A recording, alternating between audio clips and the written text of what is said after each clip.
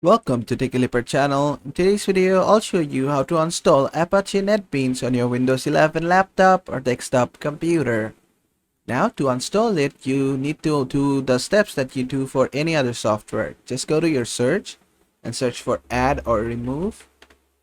Just open up add or remove. And in here, after everything loads, just search for NetBeans.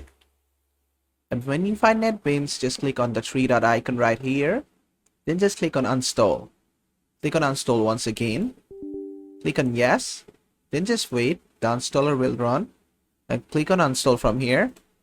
And there you go. The NetBeans has been installed from your software. And there you go. NetBeans has been successfully installed. Just click on Finish. And basically that is how to install NetBeans on your Windows 11 laptop or desktop computer.